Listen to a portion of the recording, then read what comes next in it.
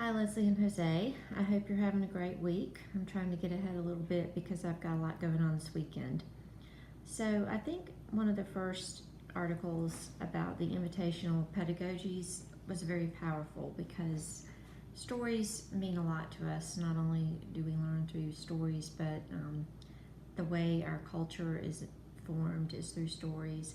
The way we're able to go forward in our lives or not is based largely on the stories that we tell ourselves.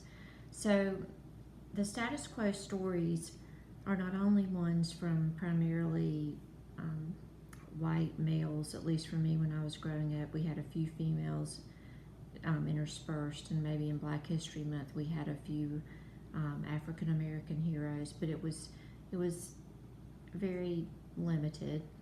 And a lot of the stories were based on this individualization where someone would pull themselves up by the bootstraps, they would work really hard, things would work out great, we'd earn great wealth.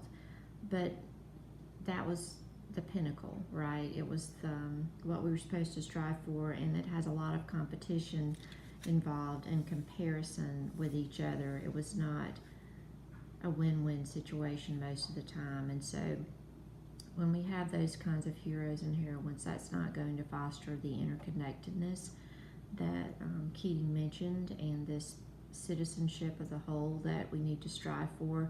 I loved the image of the holon or the holon, where we're both simultaneously a whole and a part, and our relationships and groups are very porous. And it's a shame that we don't just naturally see that way. That would make us a much better society, I think.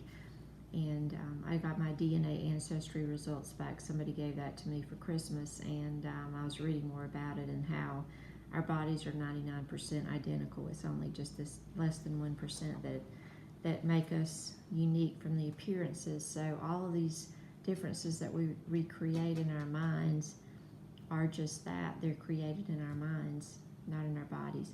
I was generally Western European, but I did have less than 1% East African, so that was my exciting fact of the day. So, how do we get to a more interconnected place? And the second article about going beyond intersectionality to not strive for sameness but commonalities, I thought was really interesting. She said we naturally see our identities as fixed, and we have this urgent need to stereotype, and I agree with that. But I think the more situations that we can experience where we're completely out of our comfort zone and out of our general places that we live most of our lives, that's where we're going to really kind of seek commonality, because I think it's very natural to want to connect, but we don't do it unless we are totally disconnected. The key to that, I thought, was really a good point, is listening and having this willingness to open your mind and go beyond your point of view. And listening is really key. I don't think we teach that to our students enough, and I think we need to practice listening because it's a skill. It's not something natural. It's very intentional when you listen to understand somebody and you're just not listening to reply. So I think that can help us there. The last article about the 7 stages for reinterpreting our story, I thought was really spot on. I kind of enjoyed reading that. It was different than what the articles that we normally read. But when I looked at those 7 stages if I look at my life, there was one earthquake that I really had, and I absolutely had to reinterpret my story, my life, my identity, and that was a really painful thing to realize that nothing is fixed, right? That things are not the way you thought they would be. There's pain and a little bit of victimization in there, but once you go beyond that, to realize that you're not contained anymore and that things really are fluid, it can be a very empowering thing.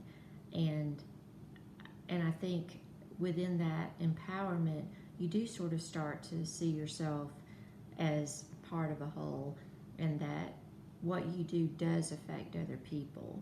So when you can get there and listen to not be offended, look at things objectively, and see that your actions are going to affect somebody. You're not this little island. Then that really is where we can get to a place from, empathy to action, to really make things more just and bring social justice to a new level. So I look forward to hearing your thoughts, and I hope you have a great weekend.